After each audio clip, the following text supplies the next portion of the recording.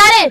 ऐसा ही बोले जाला, बोले के तमीज बा, खाली सही से बोला। तू रोड पर चलत लड़किन के ऐसे काबा तो का हम गलत बोल रही का? अपनी दांच लग गई। चल यार, इंडियन के मुहे लगल ठीक ना बा। ठीक का कायदा का दानी तो का भाई, काल के कुछ हो जाई तो दुनिया का कही?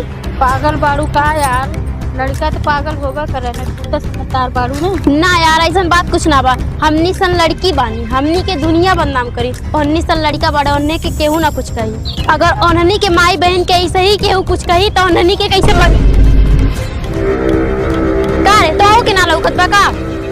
तो ओहनी के दिमाग के बाड़े।